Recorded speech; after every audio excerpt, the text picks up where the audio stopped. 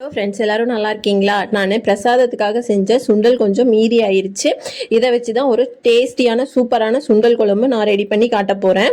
நீங்கள் ஃப்ரெஷ்ஷாக வேக வச்ச சுண்டலாக இருந்தாலுமே இதே மெத்தட்லேயே செய்யலாம். ஃப்ரெஷ்ஷாக ஊற போட்டு ஒரு 8 மணி நேரம் ஊற போட்டு அந்த சுண்டலை எடுத்து நாம் இதே மெத்தடில் இந்த குழம்பு செஞ்சால் ரொம்பவே டேஸ்ட்டாக இருக்கும். நான் நேத்திக்கு பிரசாதமாக இந்த சுண்டல் செஞ்சுருந்தேன். அது வந்து லெஃப்ட் ஓவர் ஆயிடுச்சு. ஸோ அதை வச்சு தான் நான் இன்னைக்கு இதை ரெடி பண்ணுறேன். நான் ஃப்ரிட்ஜில் வச்சுருந்தேன், அதனால் எடுத்து குக்கரில் ஆட் பண்ணி அதில் ஒரு சொம்பு தண்ணி ஊற்றி ஒரே ஒரு விசில் விட்டு எடுத்துக்கிட்டேன். நீங்கள் இந்த சமயத்தில் ஒரு 7லேருந்து 8 விசில் ஃப்ரெஷ்ஷான சுண்டலாக இருந்துச்சுன்னா 7லேருந்து 8 விசில் விட்டு நீங்கள் எடுத்துக்கலாம். அதுக்கப்புறம் இதுக்கு தேவையான ஒரு கைப்பிடி அளவுக்கு நம்ம இதில் எந்த வெஜிடபிளும் ஆட் பண்ண போகிறதில்ல, அதனால் ஒரு கைப்பிடி அளவுக்கு வெங்காயம் அதை வந்து கொஞ்சம் நல்லா பெருசாக வெட்டி நான் ஆட் பண்ணியிருக்கேன். அதுக்கப்புறம் ஒரு தக்காளி சின்ன சின்ன குட்டியாக கட் பண்ணி ஆட் பண்ணியிருக்கேன். அதோட ஒரு 5-6 பல் பூண்டு ஆட் பண்ணியிருக்கேன். அதுக்கப்புறம் ஒரு 1/2 ஸ்பூன் மஞ்சத்தூள், 2 ஸ்பூன் சாம்பார் மிளகாய் பொடி, இது எத்தனையும் போட்டு நல்லா மிக்ஸ் பண்ணிக்கிறேன். நம்ம இதில் ஒரு பூண்டு கண்டிப்பாக ஆட் பண்ணணும், ஏன்னா சுண்டல் கொஞ்சம் வாயு பிரச்சனைகளை உண்டு பண்ணும். அதுக்காக தான் நம்ம இதில் பூண்டு வந்து ஆட் பண்ணுறோம். நம்ம போடக்கூடிய இந்த குழம்பு மிளகாய் தூளிலேயே பெருங்காயத்தூள் இருக்கும், அதனால் நான் தனியாக பெருங்காயத்தூள் ஆட் பண்ணலை. நான் வீட்லேயே ப்ரிப்பேர் பண்ணினது பெருங்காயத்தூள் போட்டு தான் அரைச்சிருக்கேன், அதனால் தனியாக பெருங்காயத்தூள் போடலை. நீங்கள் சாம்பார் மிளகாய் பொடி இல்லை அப்படின்னா அரை ஸ்பூன் வரமிளகாத்தூள், 2 ஸ்பூன் மல்லி பவுடர், ஒரு 1/2 ஸ்பூன் ஜீரக பவுடர், அதோட பெருங்காய பவுடர் ஒரு 1/4 ஸ்பூன் கிட்ட போட்டுக்கோங்க. இதெல்லாம் போட்டு நல்லா மிக்ஸ் பண்ணி நாம் குக்கரில் திரும்பவும் ஒரு 2 விசில் விட்டு எடுக்க போகிறோம். அப்போ தான் நம்ம போட்டிருக்கிற ஆனியன் தக்காளி எல்லாமே நல்லா குலைவாக வெந்து வரும். சைட் பை சைடு பாருங்கள், நான் சாதமும் ரெடி பண்ணிட்டேன். சாதம் நல்லா வெந்துக்குச்சு. இனிமேல் எடுத்து வடிக்க வேண்டியது தான். இது நான் லஞ்சுக்கு தான் ரெடி பண்ணுறேன். பாருங்கள், இந்த மாதிரி ஹோல்ஸ் இருக்கிற பிளேட்டை வச்சு நம்ம வடிக்கிறப்போ நமக்கு வடிக்கிறது ப்ராசஸ் வந்து ரொம்பவே ஈஸியாக இருக்கும். சாதம் வடித்து எடுத்துகிட்டு வந்துட்டேன். அதுக்கப்புறமா நான் இந்த குக்கரை வேறு அடுப்புக்கு சின்ன அடுப்புக்கு மாற்றிட்டு 1 ஸ்பூன் கடலைப்பருப்பு, 1 ஸ்பூன் உளுத்தம்பருப்பு, இது ரெண்டையும் ஒரு கடாயில் சேர்த்து நல்லா கோல்டன் ப்ரௌன் வர வரைக்கும் நல்லா வறுத்துக்க போகிறேன். பாருங்கள், நல்லா வறுத்து எடுத்தாச்சு.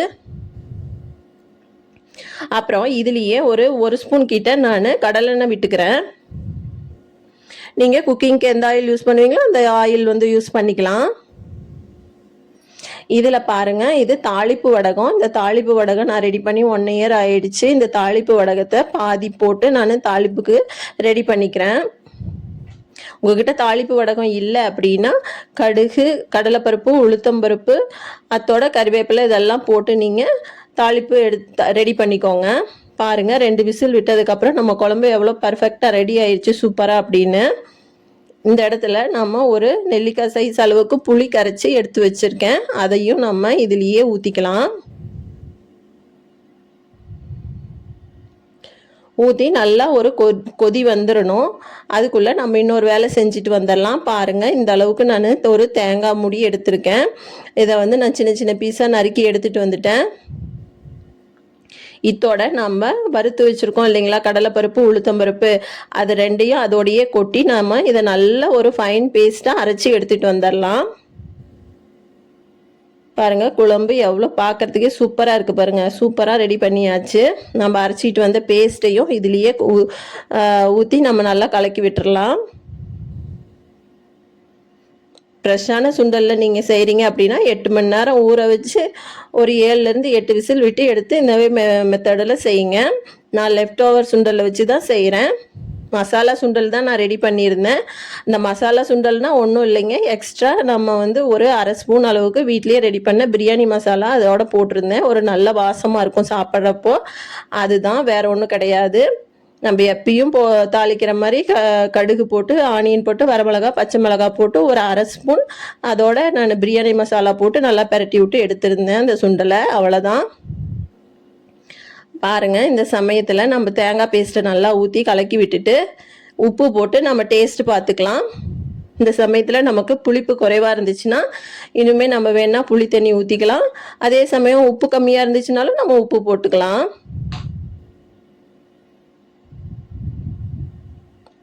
காரம் கம்மியாக இருந்துச்சுனாலும் நம்ம எக்ஸ்ட்ரா வரமிளகாத்தூள் போட்டுக்கலாம்.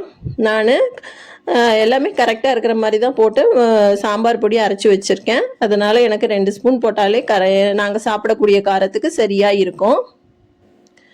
சாம்பார் பொடியாக இருந்தால் 2 ஸ்பூன் போட்டுக்கோங்க. இல்லை அப்படின்னா மல்லி பவுடர் 2 ஸ்பூன், அரை ஸ்பூன் வரமிளகாத்தூள், அரை ஸ்பூன் ஜீரக பவுடர் போட்டிங்கன்னா போதும். ஒரு 1/4 ஸ்பூன் பெருங்காய பவுடர் போட்டுக்கோங்க.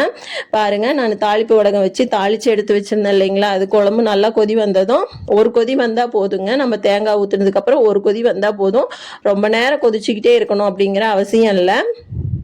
ஒரு கொதி வந்தோடனே நம்ம தாளிப்பை இதுலேயே கொட்டி நல்லா கலக்கி விட்டு அடுப்பை ஆஃப் பண்ணிடலாம். பாருங்கள், இந்த அளவுக்கு கன்சிஸ்டன்சி இருந்தால் போதும். நம்ம இது இறக்கி வச்சதுக்கப்புறம் இன்னும் நல்லா திக்காகும். நான் எங்கள் வீட்டு குட்டீஸ்க்கு ஸ்கூலுக்கு கொண்டுட்டு போகிறதுக்காக சாதம் பாருங்கள் ஒரு கடாயில் கொட்டி ஆற வச்சுருக்கேன்.